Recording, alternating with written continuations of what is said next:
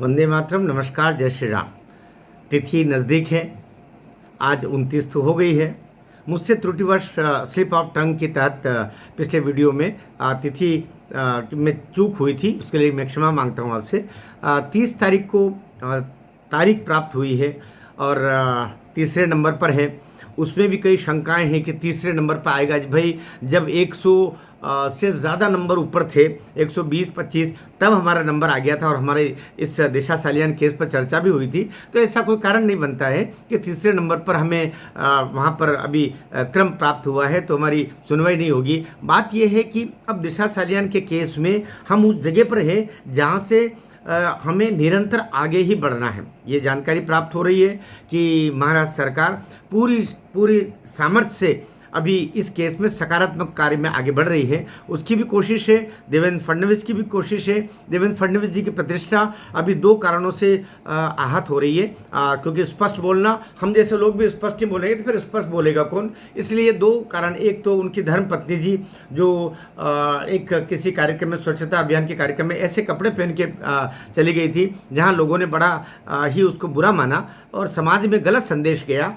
भले आप फैशन कर गए, लेकिन जो आइकॉन्स होते हैं, समाज के बड़े लोग होते हैं, राजनीति के बड़े लोग होते हैं, बड़े से मतलब ये कि जिनको जनता जिनके कार्यों को आंकती है, देखती है, निरीक्षण करती है, ऐसे लोगों को अपने कार्यों की स्वयं पहरेदारी करनी चाहिए। देखना चाहिए कि वो ऐसा कोई कार्य नहीं करे कि संदेश गलत जाए। उसका जो नुकसान होता है वो नुकसान उनको कम होता है, लेकिन राष्ट्र को ज़्यादा होता है, संस्कृति को ज़्यादा होता है। तो उनकी पत्नी ने जो कपड़े पहने उसको लेकर के बहुत सारी बातें हुई।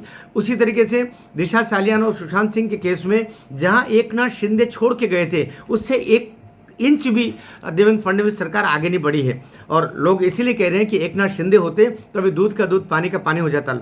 सुनने में बात कटु लग रही होगी, मैं राजनीति से परे रह करके ये बात कहना चाह रहा हूँ कि देवेंद्र फडणवीस जी की प्रतिष्ठा इन केसेस पर भी प्रभावित होने वाली है, हो रही है, होगी। और बिहार चुनाव में भी इसका खामियाजा भारतीय जनता पार्टी को, देवेंद्र फडणवीस जी अगर जरा बहुत भी कोताही बरतेंगे तो उसका नुकसान भारतीय जनता पार्टी को बिहार में होने वाला है। नहीं होना चाहिए, हम ये निवेदन करते हैं। इस तरह आपकी मुंबई महानगर पालिका के जो चुनाव हैं वो तो प्रभावित होंगे ही होंगे, क्योंकि दिशा और सुशांत, ये दो बच्चे कहीं ना कहीं महाराष्ट्र नहीं पूरे देश और दुनिया के वे उन लोगों के हृदय में बसते हैं जो उनको प्रेम करते थे, या कि जिनका कोई नहीं होता है, उनके साथ खड़े होने की प्रवृत्तियां सामान्य मनुष्य में भी होती है, यहाँ पर भी है। मुझे लगता है कि इस समय जो गिरफ्तारियां की सोच महाराष्ट्र सरकार बना रही है, तो मुझे लगता है सबसे पहले इसमें रोहन राय की गिरफ्तारी होनी चाहिए।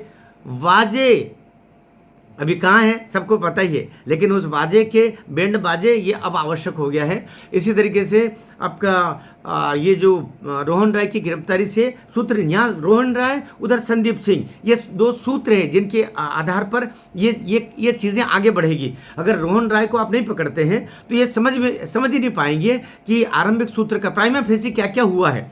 प्राइमा फेसी जो दिखाई देना चाहिए वो चीज़ें वहाँ से अब बनेगी। एक रोहन रॉय पर बहुत कुछ टिका हुआ है कि इसलिए सर्वाधिक पहले गिरफ्तारी उसकी होनी चाहिए।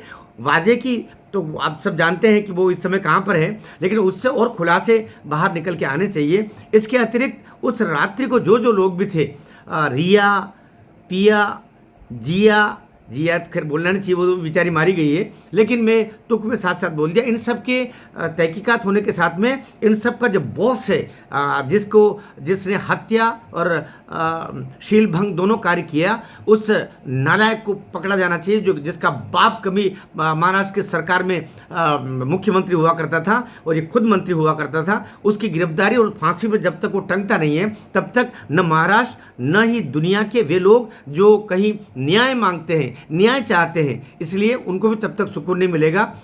मैं सोचता हूँ कि देवेंद्र जी अब एक सूत्र रखना चाहिए उनको कि दिशा सालियान के केस में जो विधि विभाग जो जवाब दिया है, जैसे मेरी जानकारी के हिसाब से है, उस पर अडिग रहते हुए इन्वेस्टिगेशन को आगे बढ़ाना चाहिए और इसको जितना जल्दी हो सके फांसी पर टंगते हुए इन अपराधियों को लोग देखना चाहते हैं। भारत माता की जय।